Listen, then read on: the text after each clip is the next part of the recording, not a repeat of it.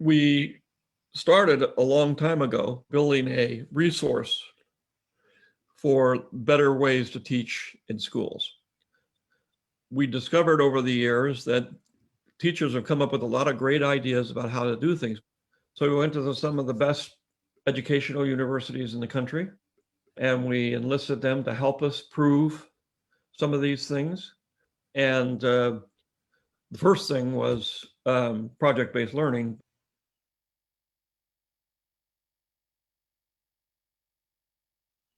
Being able to solve problems and to build things and to put things together, that's what it's all about. When the students have a stake in it, when the students are enthusiastic, they learn a lot more. I'd just like to thank the researchers, the educators who are really interested in improving education.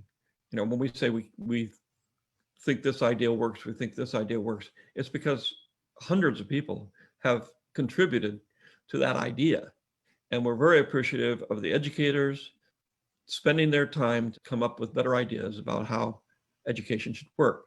I'd like to welcome everybody and thank you all for being here.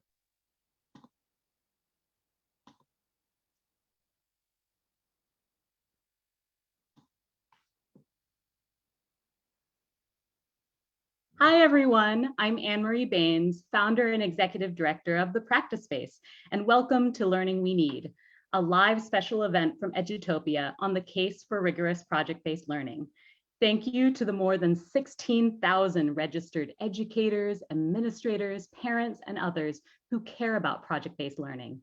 As many of you know, Edutopia, produced by the George Lucas Educational Foundation, is a source for what works in education.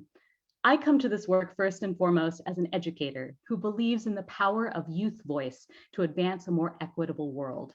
In my nonprofit work, my team and I use project-based learning to elevate underrepresented voices of all ages through public speaking education, teaching confident storytelling and debate skills every day during distance learning. As a PBL Works board member, I am inspired by how project-based learning brings educators together to advance racial equity and increase engagement. I was particularly excited to moderate this event as I was deeply involved in the early stages of the research as a program officer with Edutopia's sister division, Lucas Education Research. For many years, Lucas Education Research has been working with top university partners and school districts to research promising practices such as project-based learning. During this event, we will be highlighting new findings from Lucas Education Research that were just released today. As excited as we are by the results, this is certainly an exhausting and unprecedented time in education, and no single education lever can transform our education system. What we hope to share during this session is how project-based learning can be used as a tool to create both relevant and rigorous learning experiences that are truly engaging to young people, giving us hope during a time that feels so lonely and isolating. If project-based learning is new to you, welcome. To ground us in the work, project-based learning is an inquiry-based educational approach that helps young people explore real-world problems through individual and group projects. Rather than adding a project at the end, youth learn through projects, engaging regularly in active and generative tasks that are sequenced to help them apply knowledge and construct public products. Every project is anchored in a challenging question, rooted in core subject matter content, allowing young people to build knowledge and develop social and emotional skills. In the next hour, we'll talk about 4 studies that were released today that add to the growing body of research on project-based learning. These studies demonstrate that rigorous project-based learning has a positive impact in an array of academic subjects and grade levels, leading to higher engagement and achievement. Young people across urban, suburban, and rural school settings from diverse socioeconomic, racial, and ethnic groups benefit from these authentic and active learning experiences. While the studies were conducted prior to the pandemic, there is ongoing research in schools that are adapting project-based learning methods to remote contexts. I am especially excited to start our hour with 2 college students who will share their personal experience taking project-based learning classes in high school, followed by special messages from leaders in education. The bulk of our program will be a live panel with researchers and teachers who will dive deep into the evidence and what it means in the classroom, both in person and online.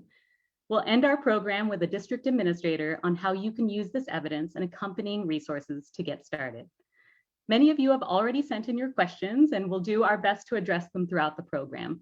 Over time, Edutopia will continue to add resources and materials to answer most of your inquiries. But don't forget, join the conversation on Twitter at #LearningWeNeed. So to kick us off, we welcome two college students whose teachers were part of a project-based learning program developed at University of Washington, funded by Lucas Education Research. The goal of these courses is to help students learn advanced content while engaging them deeply to see connections to their lives. From Gardenia, California, we welcome Gil Leal, a first-year student at University of California, Los Angeles, majoring in environmental science. He experienced project-based learning in AP Environmental Science at San Pedro High School. From Boston, Massachusetts, Rebecca Francois is a second-year student at University of Massachusetts, Boston, majoring in business. She experienced project-based learning in AP US History at Henderson K-12 Inclusion School. Thank you both for joining us. I personally remember being in LA and Boston meeting your teachers, so it's such a pleasure to meet you both. It's a pleasure to meet you too, Anne-Marie. Yes, you too. I'm really excited to kick this off with you. And I think it just is so helpful to hear what students experience with project-based learning. And sometimes it's hard to know what project-based learning actually looks like. And so I'm really curious about how this experience differed from when you were in project-based learning to what you had before. So I'm going to throw it over to Rebecca. I'm curious, what did your experience in school look like before you did project-based learning? Absolutely. I feel as though the infrastructure that was known in the classrooms before I was introduced to project-based learning is the teacher was the one coming in with all the information.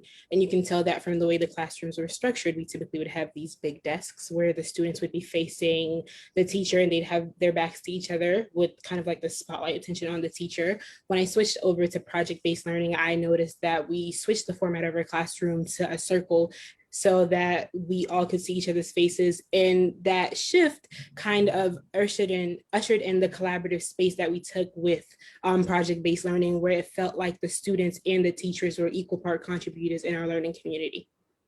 I love that, the equal partnership. And it's not just what it was like with your learning, but it actually looked like that too. Yes.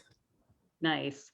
I'm curious, Gil, if you could say a little bit more about, so that with AP Environmental Science, what does your favorite project look like?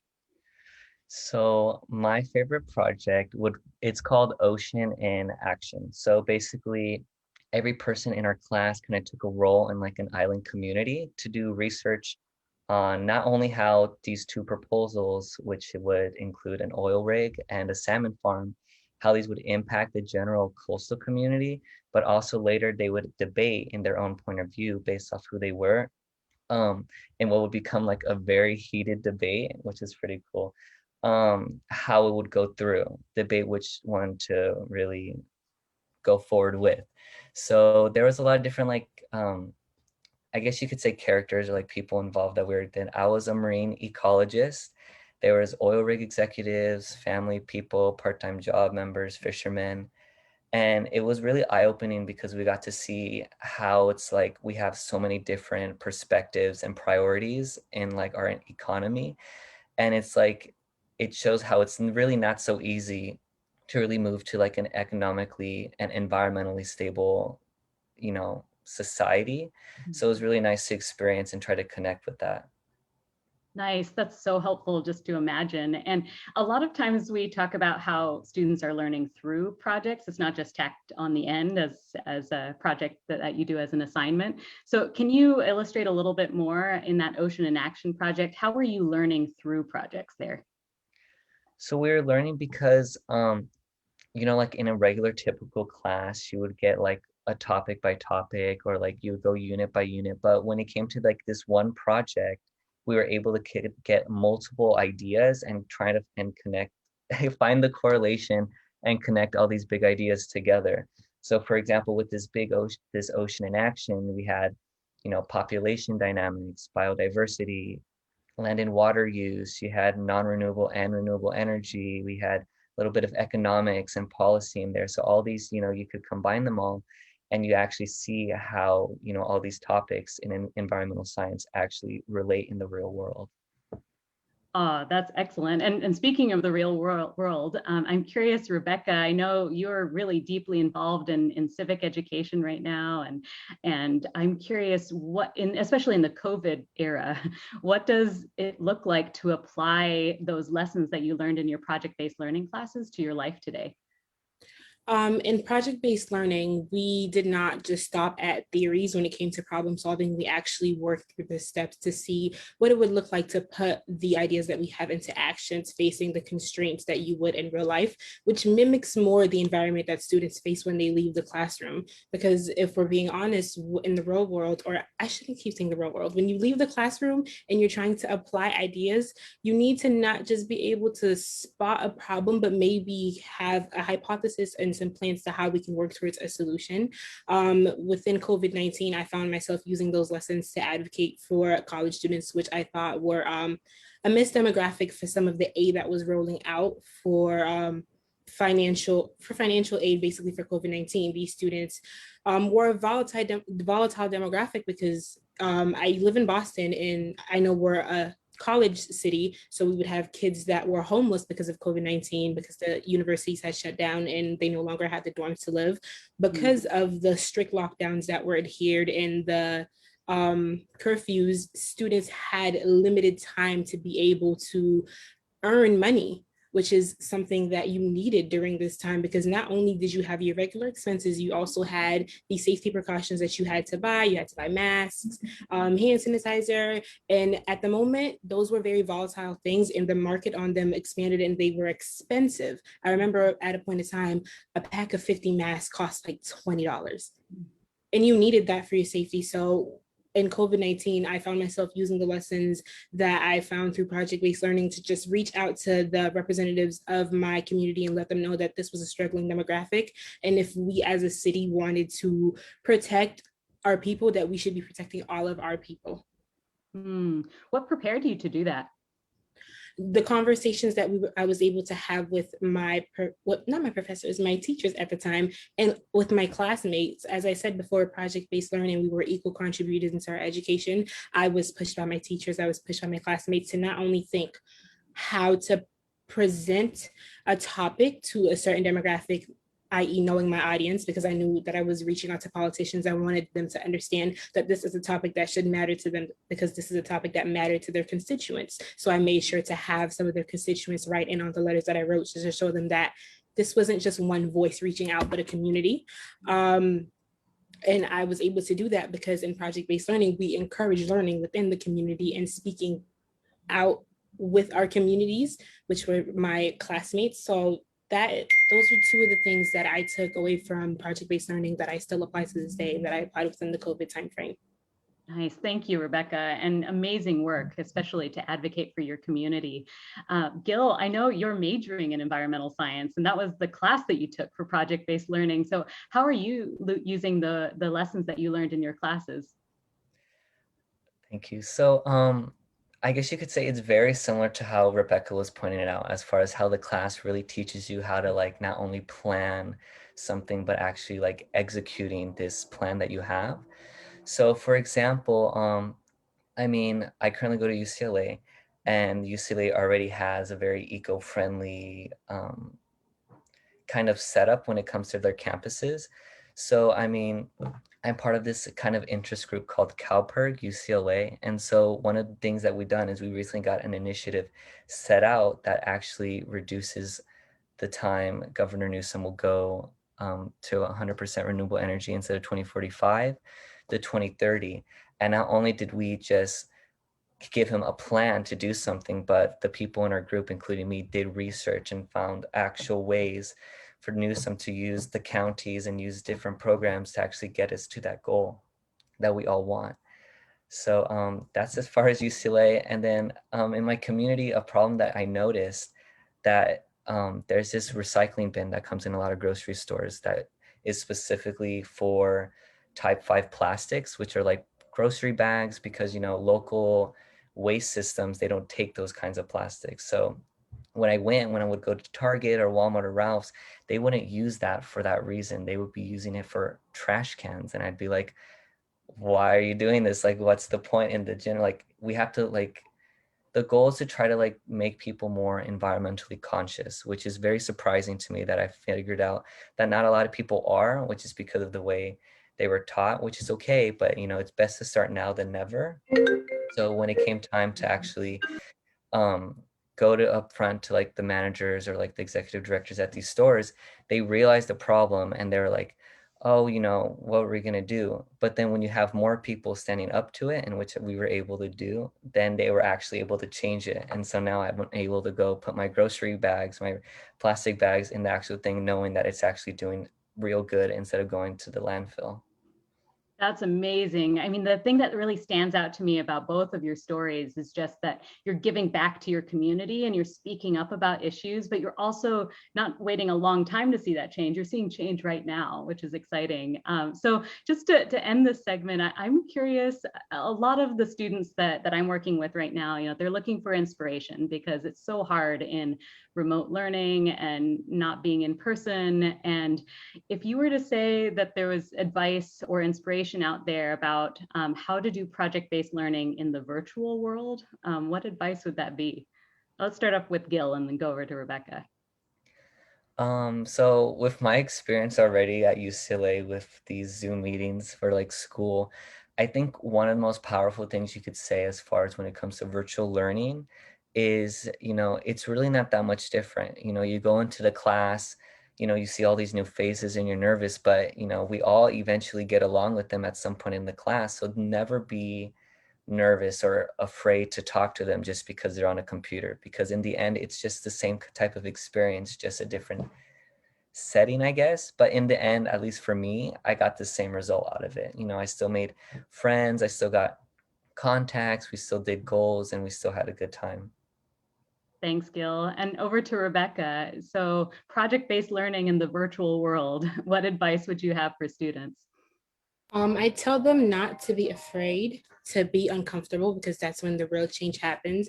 I think one of the things that the virtual learning environment took away from us was the connections that we were able to make during project-based learning. But those connections, they still have the ability to form. It's just that they're going to have to do it through a Zoom call. So don't allow yourself to feel as isolated as you think you are, because the people that are clicking onto those Zoom calls want to make change. They want to actively participate. They may be a little bit afraid because at the moment they're in a room by themselves and they're speaking through a camera, but the willingness is there. So just tap into it and be okay with feeling uncomfortable for the first 5 minutes until you get into the swing of things and you can actually start these conversations and make some real change. That is incredibly inspiring. So thank you, Gil, and thank you, Rebecca. And a huge thank you to the teachers, Brandy Borges and Sam Texera, and administrators who brought rigorous project-based learning to your schools and committed to make it work. So next, we're going to hear from two thoughtful and influential leaders in education who speak to the power of project-based learning. At the Education Trust, we're very focused on equity gaps. The reality that, unfortunately, as a country, our history is one of denying opportunity to low-income students and students of color and English learners and students with disabilities. And often those opportunity gaps then translate into gaps in achievement and attainment, and ultimately less access to economic opportunity. So we see those things as a threat to the long-term health of our economy and our democracy. We have to make sure we do a better job as a country educating historically underserved students. So that's our focus at EdTrust. And for us, student engagement, student passion about education, students' academic success can often lie on the other side of high quality instruction that integrates thoughtful, rigorous, evidence-based, project-based learning. And the research evidence is that when students are engaged in that way, outcomes improve. You know, I think about some of the research evidence that the Lucas Foundation has produced over the years showing that when you integrate experiments and projects into science, science outcomes improve, and actually outcomes in English and math can also improve as a result of that work. I think about the research that, again, the Lucas Foundation has done showing that when projects are integrated into social studies education and into civic education, you can actually see better outcomes on advanced placement exams. Right? So there is this connection between engagement, rigorous engagement in content, and better learning outcomes. And so part of what we try to do at the Ed Trust is encourage people to choose curricula that are high quality and evidence-based, and I would argue that often means curricula that integrate high quality project-based learning. You know, we used to restrict project-based learning to a very tiny minority of students who were in the gifted and talented or advanced courses, and we would give them what we called thinking work. That has exacerbated the opportunity gap in this country. And what we really need is project-based learning of this kind for all students. We know it works, and it is the kind of learning that's going to propel students who have been further from opportunity forward at a more rapid rate with the kinds of critical thinking and problem-solving skills that they need throughout school, throughout college, and in life.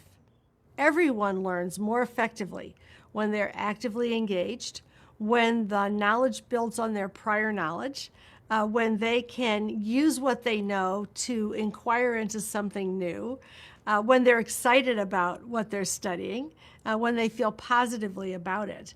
You know, in my own teaching, I was a high school English teacher, and I have been a teacher trainer. I have always worked on project-based learning and found it exciting. What's really exciting about this moment is that we're at a time in the country where there's a widespread acknowledgement that we need to create means to engage students, to connect them to school, to create the experience of learning that will excite them and will really deeply inform them. And I think we're going to see a lot of effort, and we are seeing a lot of effort across states and districts and even the federal government to support the kind of learning that really allows kids to make it their own and to apply it in the real world.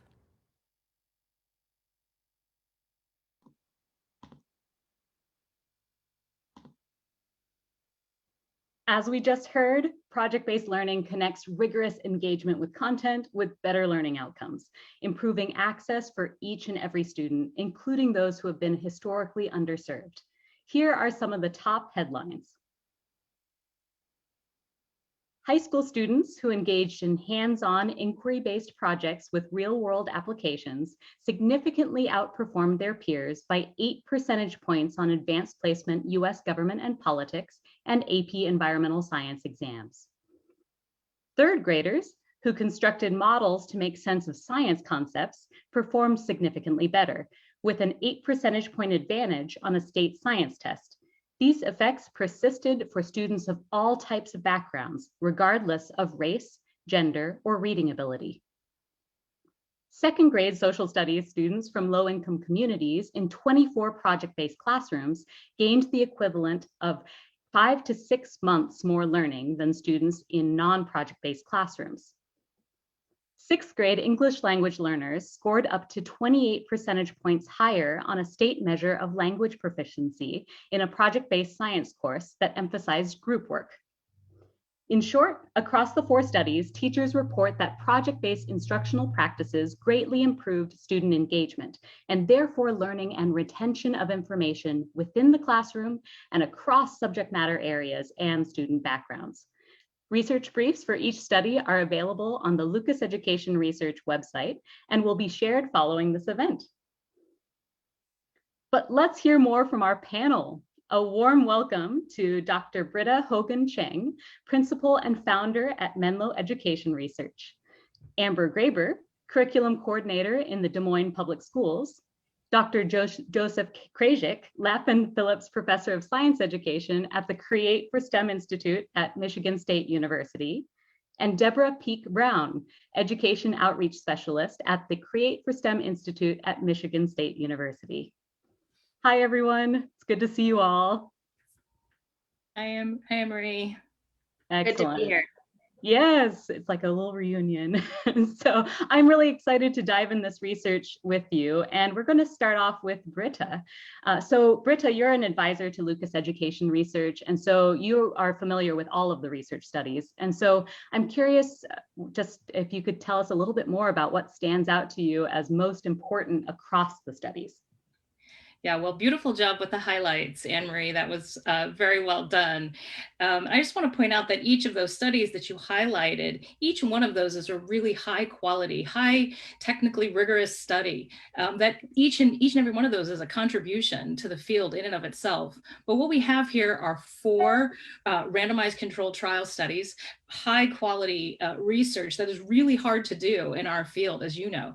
And they're all showing high impact for the content learning that we're interested in, but also deeper learning that we care about, the kinds of critical thinking, problem solving, innovative design, the kinds of things that we really think are going to help students be productive, contributing members to our society. So that's really, really exciting. But I also want to just underscore for us that the notion that you would find an approach that works across students, low income and high income households, across racial and ethnicity groups, across gender, for our struggling readers, for our emerging bilinguals. This is really, really exciting right now because these are the kinds of engaging and effective approaches that we need right now when we are really struggling with challenges of access and engagement with our students.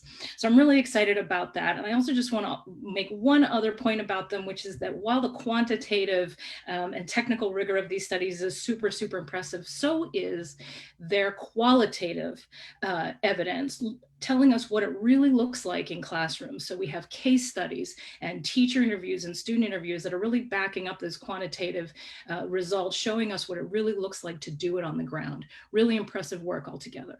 Excellent. Thank you for that overview, Britta. I'm curious when you said the qualitative research just now, just those measures of deeper learning versus just the content knowledge. And so especially for a lot of different backgrounds. And so I'm curious just if you could highlight what stands out across the studies with regards to deeper learning and across student groups like different language learners and struggling readers. Absolutely. Super happy to do that. So there are 2 science studies, one done by the Michigan group and one done by the Stanford group.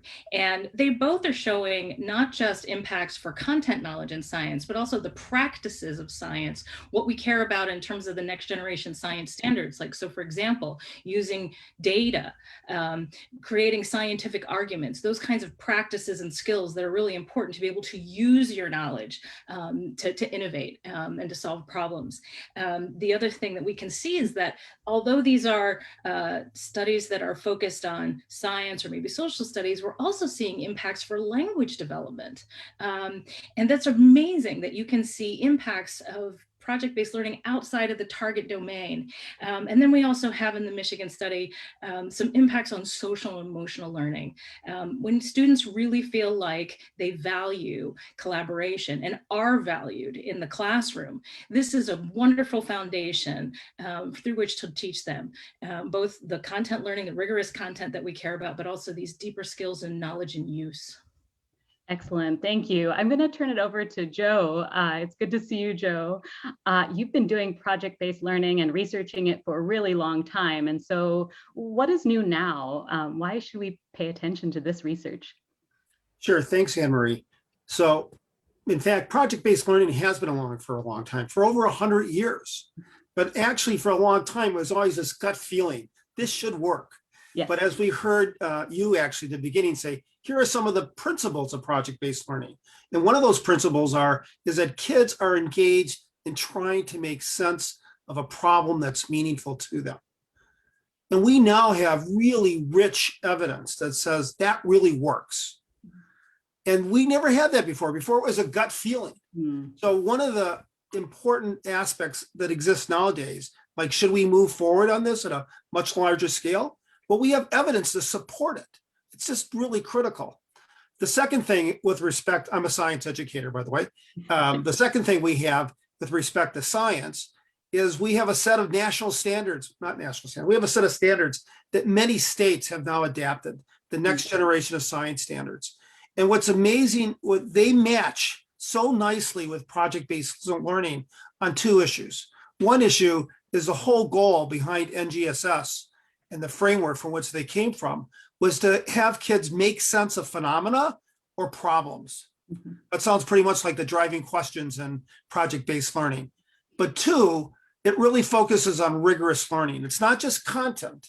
It's actually the integration of practices and deep science ideas in order to make sense. So the whole look of what standards look like nowadays is just different, and it matches what we want to do in project-based learning in science classes just wonderfully.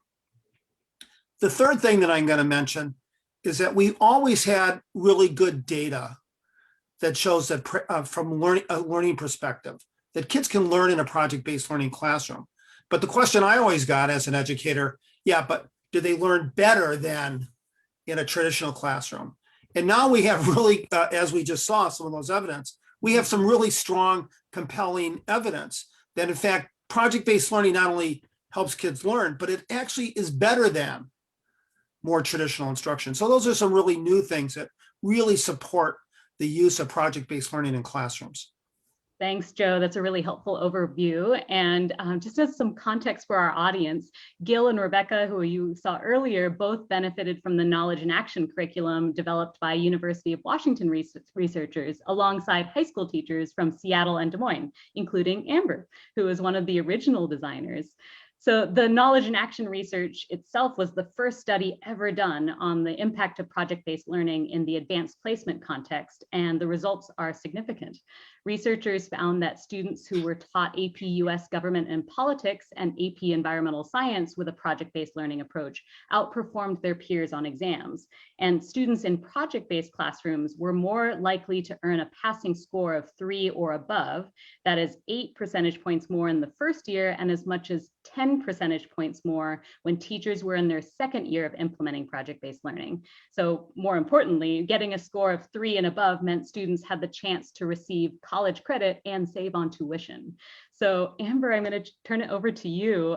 As a teacher and instructional coach in Iowa, what does this research mean to you? And does it help you make the case in your district for project-based learning? Sure. Thanks, Anne Marie. You know, I was lucky enough just to be a teacher. I'm just a teacher. I'm not different than anybody else who's out in the audience tonight. I was a teacher in Bellevue, Washington, happened to be in the right place at the right time, and was lucky enough to start on the Knowledge and Action project. And it has fundamentally changed my career. And the research that you've announced today, it's just backup, it's supportive evidence along with the anecdotal evidence I've had for the last 10 plus years. And so I've been lucky enough to teach that Knowledge and Action Project AP Government course, both in Washington State and Iowa. And the use of project-based learning has now been a fundamental shift in the way I view teaching and learning in the classroom. It impacts every teacher I work with and every coaching conversation I have. Every time I walk into a classroom, I think about what's the driving question kids are trying to solve? Is there a place here for student voice and choice? Do we have an opportunity for kids to take roles and to solve authentic problems?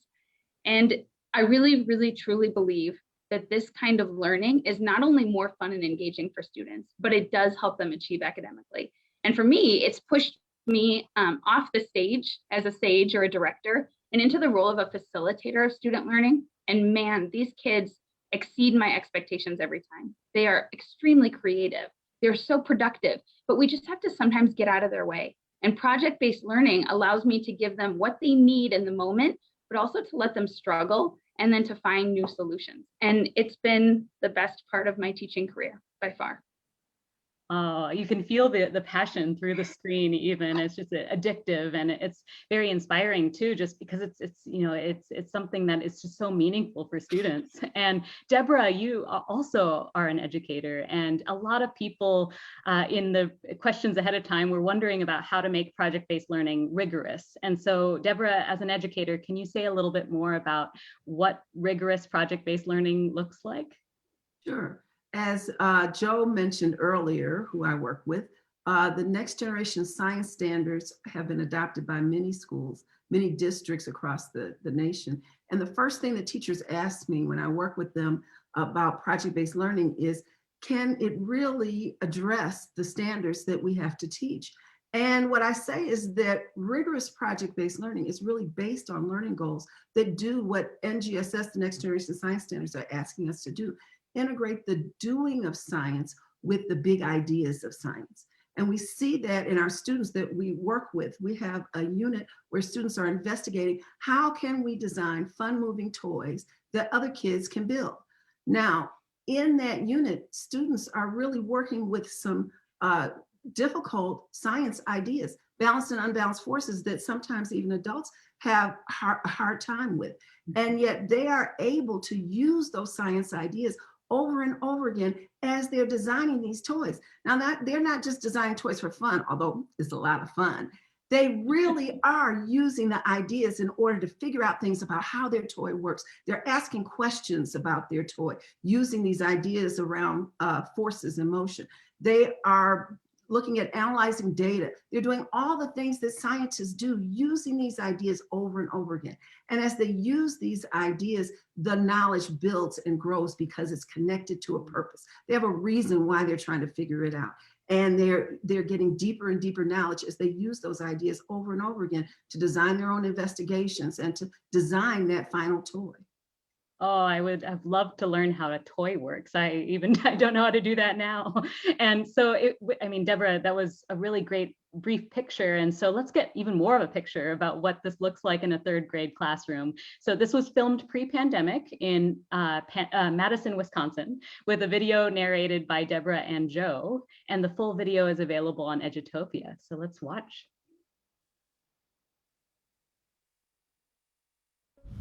When you go into a multiple literacies and project-based learning science class, you see something very different. You see kids that are engaged in asking questions and trying to solve problems.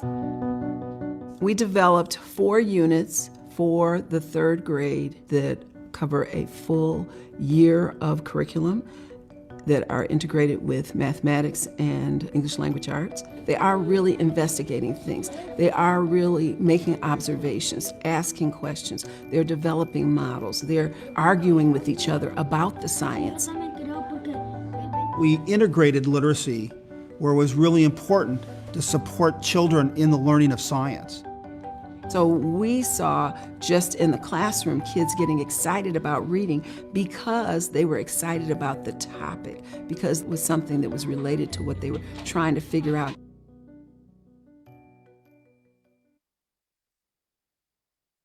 That was a great little taste. That was excellent.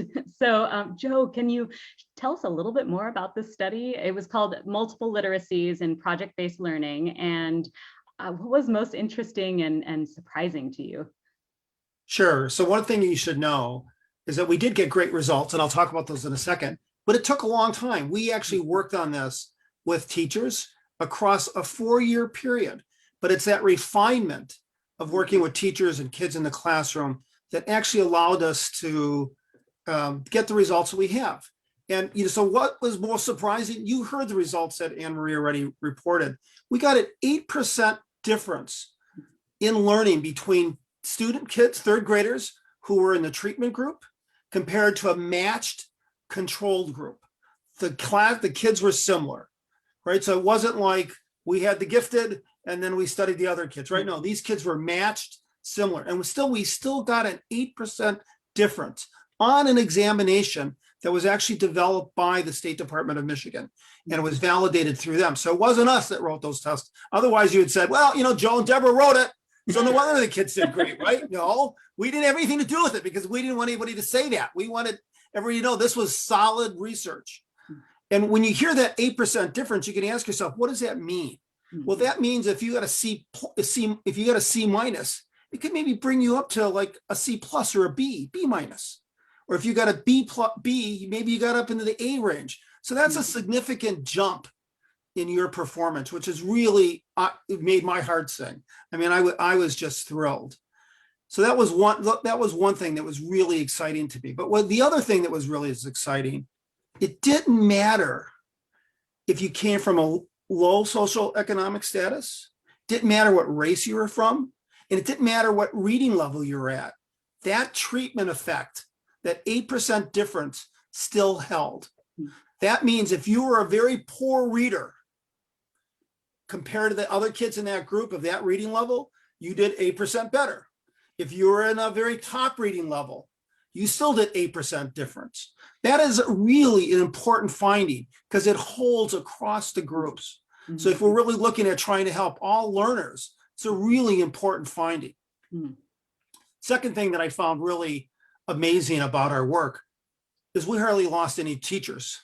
Typically, when you do these large efficacy studies, teachers drop. They think they're volunteering for something, but then they leave, right? These teachers stayed with us the entire school year. We did 4 units across the year, and they stayed with us. That really, to me, says there was something there that they found valuable. And we were hoping to do a maturation study the next year, and most of them came back. Of course, that was ruined by COVID, but nonetheless, they came back to work. So to me, that was the other very, very important finding, that we just did we just did not lose any teachers in this work. So those are probably the 2 important findings. I know that one of the questions you wanted to ask me, and we're focusing mostly right now on academic learning, but the kids in our schools, we also gave them some tasks to measure social emotional learning. And they also, the kids in the treatment group also statistically outperformed the kids in the control group. So not only did we see an increase in academic learning, we saw an increase in social emotional learning. And we know how important that increase in social emotional learning is if we want to propel kids to continue to learn throughout their lives and onto the next level. So it's a very important finding. You could feel it. And I mean, the social and emotional piece, I think, is so key because, as you mentioned, you stick with it and you want to keep learning, and it inspires students like Gil and Rebecca to apply it to the world. And you mentioned COVID. I mean, I know during the pandemic, it's been really hard for teachers to keep students engaged virtually. And so I'm going to turn this over to Deborah. Is it possible to do project-based learning online? And how are you watching teachers adapt remotely? So is it possible? Yes. Is it easy? No. But if you talk to teachers, virtual teaching is not easy anyway. And so it continues to be that way with project-based learning. But the teachers that we're working with are committed to making the experience for students that we know works, the features of project-based learning that we know work, to continue those in a virtual space. And so they're still having students ask their own questions using virtual driving question boards. They're still having students investigate them for themselves, whether it's students gathering materials from around their house to try to take the place of the things they might use in the classroom so that they can do the experiments for themselves. Or we had even one teacher who said she considered herself the teacher robot. So what she had the investigation there, all the materials, and the kids would tell her what to do because they didn't have the materials at home. So they would tell her what to do. So they were still planning and carrying out their own investigation, but the teacher was just doing it for them. We have teachers, we believe so much in kids' discussion being so important, talking to each other about the science. And so one way that teachers came up with that we've been working with to do that in that virtual setting is something they call a chat blast. And so there might be a phenomena that we're looking at or a question that's being asked, and the students all together put their ideas in the chat, but everybody gets a chance so that we have everybody in the whole class participating. Everybody puts their ideas in at the same time. And the teacher goes 5, 4, 3, 2, 1, blast off. And then everybody sends their chat answer together. And then we can start looking for patterns in the class. And kids can start responding to each other's ideas. Because we know that in a virtual setting, that kind of discussion is so difficult. It's difficult for adults because we don't know, how do we break into the conversation? When do we talk? When do we, and if you're even slightly shy, then it might be even harder. So this is one of the ways that teachers are trying to do the same things that we would do in a face-to-face setting that we know works and helps students learn in project-based science in a virtual setting. Thank you so much for those concrete examples. I could just picture the teacher robot. That's such a great idea. And it really speaks to, I think in the virtual environment, why it feels so awkward sometimes is that it's very formal and it needs to be facilitated. And so I think what you've pointed out is leaning in on the facilitated aspects of it and really helping students figure out how to participate and teaching them how to do that. And that's the case for all students, right? Yes, yes. Yes. Yeah, so we've talked a little bit about why project-based learning works for all students of different backgrounds. And a key finding has been that it makes a difference for all ages. Deborah just spoke about third grade, all content areas in all kinds of school settings. And I'm curious about just translating this to what it means for educators committed to diversity, equity, and inclusion. And Amber, I know this is a huge issue for you and near and dear to your heart. And so I'm curious just what this means for you. Thank you. I really do think that all students deserve access to rigorous PBL instruction. And by all, I mean students learning English, students receiving services for special education, poverty impacted, minoritized, people who are traditionally left out. Oftentimes we have teachers and schools that think we need to stop and we need to fill in these gaps that are so-called, these gaps that are missing supposedly. But what happens then is students miss out on these opportunities to use the skills that they have and to see them through an asset-based lens. And so we really need to put students in the driver's seat and make them active participants in the classroom. Bring in some compelling questions.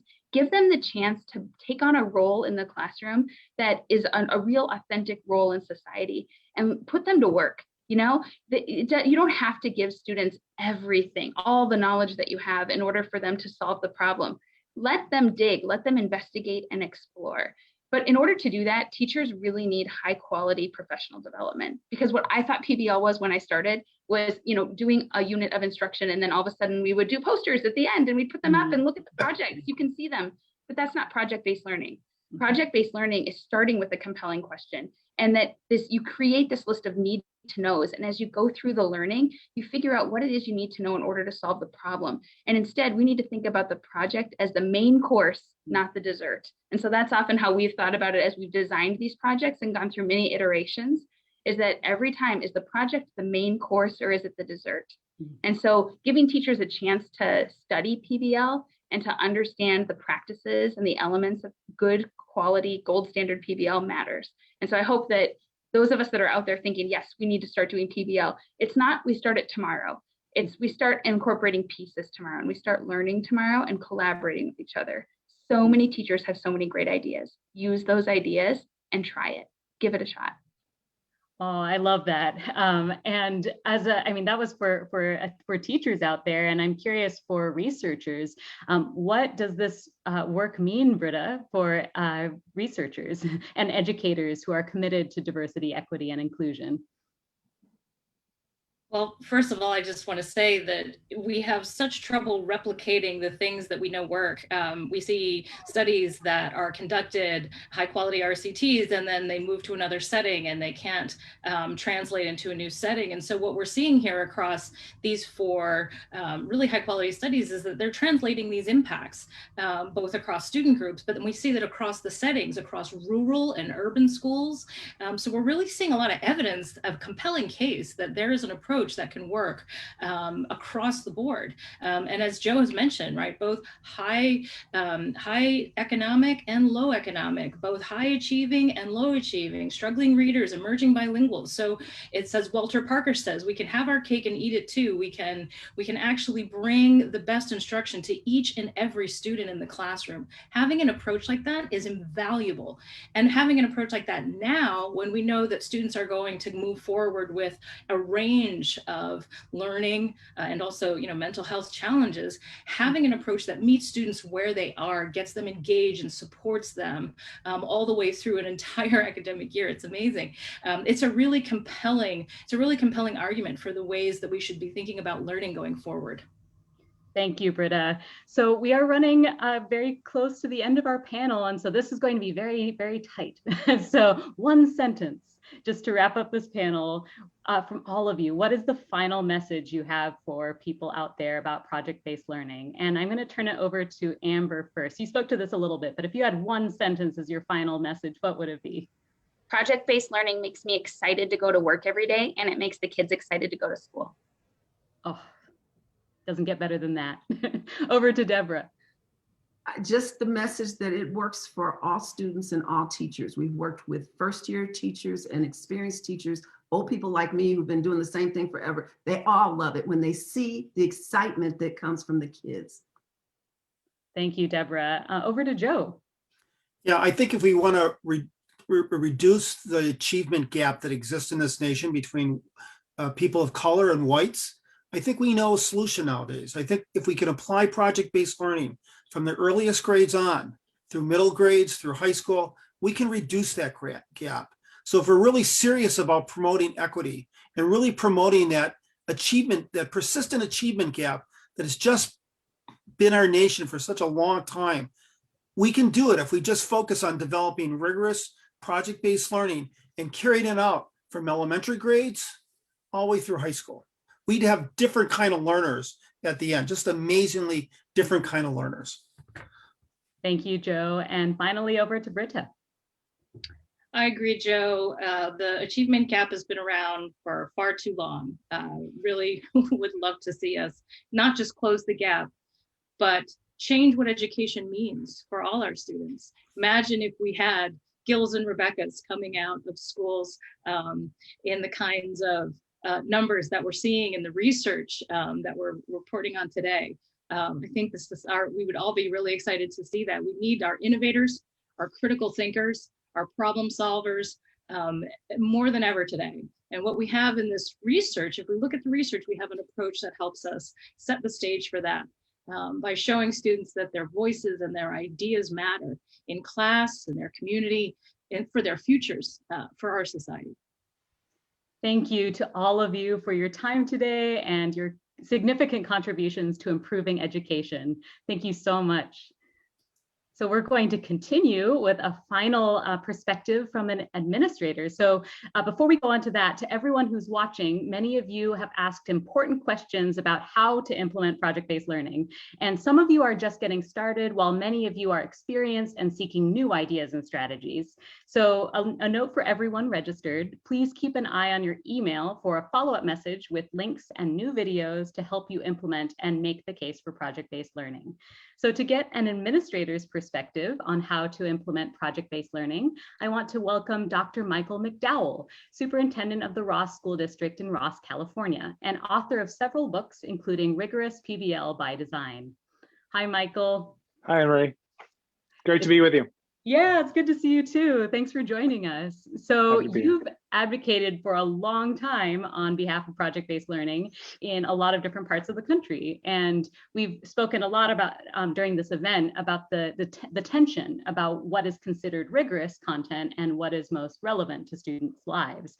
And so I'm curious if you can tell us a little bit more about that tension between rigor and relevance and what that looks like in project-based learning, in addition to how this tension plays out during distance learning. I'd be happy to. That's a great question. I think that the challenge is how we frame project-based learning in the past. We've looked at PBL as it's all about relevance, and then there are a lot of teachers that sit there and say, but what about the core content? And when we have teachers that are focusing on that core content, they're like, I might not have time for that particular project. And I think we've created this false dichotomy. And really what rigor is it includes that level of relevance. So to me, when I think of rigor, I think of kids knowing things, being able to relate those ideas and being able to apply them. So an example, thinking of science, I want students to know what food chains are and food webs are. And then I want them to be able to understand, okay, how does energy move in an ecosystem? So that's kind of that deeper level of learning. But then I want them to apply that, say, okay, well, what happens if we have an invasive species, or what happens if an animal goes extinct? And to me, when we start thinking about those three levels and integrating those together, to me, that starts to get to that level of rigor. Project-based learning, in my opinion, is really how you then sequence that. So to me, it's saying, let's start with that relevant question to say, you know, what's happening with the ferrets that were introduced to New Zealand, or the wolves that are being reintroduced into Colorado?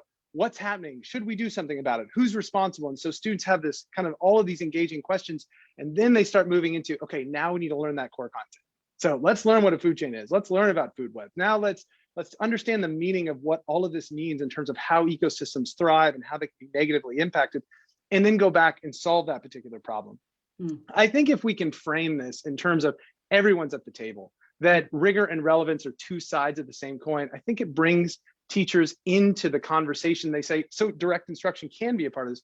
Yes, it can be a part of this. Not all the time, but it's a part of this. It's, you know, it's that old Kenny Rogers notion, know when to hold them and know when to fold them. So we know when we need to use certain content strategies and then other strategies. And I think that when we get that sequence down and we stop thinking about this pendulum swinging so far to the extremes and really sit at that middle, I think we're in a good place. And that's where that agency comes in, that it's not I'm in control of the classroom or students are in complete control, but it's we're working together on this. And I think when we see this from a place of balance and of this mutual respect for one another and of the content, I think we're in a good place. And when we think about distance learning, I think that the biggest challenge is that when we're in distance learning, it's really challenging to do the we do. How do we do this together? And I think sometimes we're forced to, I just got to get this through, or I'm just going to give them a problem and say, good luck. And I think we have to find that middle ground. When we do that, I think we get that rigor with that project-based learning together. Oh, thank you. And I think the we do is so important. And I love that you brought in these existing practices and bringing in what you've done before, because I don't know, this can sound exciting, but also a little overwhelming perhaps. And so what should educators prioritize as they're getting started with project-based learning? Well, I think one thing to prioritize first is to know you're doing good things and that you can be a part of this conversation. You can be a part of this work. I don't think anyone comes to this saying you're not doing some good things for kids. And I think that's really important. I think if there were three things that I would kind of push out to teachers to at least consider or to chew on. Number one would be, we want to make sure kids are with us when we're providing our level of instruction, whether that's at that giving kids a really relevant context or situation like wolves or the kiwi, and being able to say, okay, those are our two problems. How does that then relate to our core content? And also for students to be able to separate the content from the task. I know I'm doing this presentation, but I still need to learn that core content. And as a novice, kids can get really stuck on the product or the context, like, oh, we're studying kiwis, oh, we're doing the PowerPoint. And they sometimes get lost in like, oh, right, I'm still learning about food chains and food webs. So one thing I think educators can do is collect some evidence. Are kids with you when you're doing the good things that you're doing? Because that's a precursor to agency. If kids don't have that learning GPS, I know where I'm going, I know where I am, I know what's next, it's really difficult for them to be able to own their own learning when they're lost and confused. I think that's number one. I think number two, when we think about those levels of learning, I know things, I can relate things, I can apply things. Teachers usually bring some strengths in 1 to 2 of those areas, but there might be an area where it's like, that's a room to grow. And I think meeting as a PLC and saying, where am I on this work? Where are we? Are we doing really well from the direct instruction part of this, but maybe we're really struggling with the application and giving kids multiple contexts to look at? That might be where we want to work. And so then it could be a book study and doing some PL, or it might be doing really great on the project-based learning part, but I'm wondering if we're getting some of that content in that kids really need to think critically. It's hard to think critically when you don't have something to think about, and you need to make sure that you have some of that core content in order to get to this place. I mean, I think that, and then the last part that I would say is that when we think of those pendulum swings, and we think about this idea of culture, where on one side it's about, am I proficient? We have a culture of proficiency, and on the other side it's, did we build a cool product? I think the middle of that is, are we growing? Are we getting better in those levels of learning? Are we all doing that together? And when we can create that type of culture, I think that's key. So it's the types of questions kids are asking, that are students feeling okay with mistakes? Are they looking at multiple situations? I think when we start asking those questions and collecting evidence, that helps us then inform, should we do a book study? Should we do some PL? Should we go and see what some other teachers are doing that seem to really be moving the needle for kids, not just on academic assessments, but also on those authentic, engaging problems that they're working on out in the field?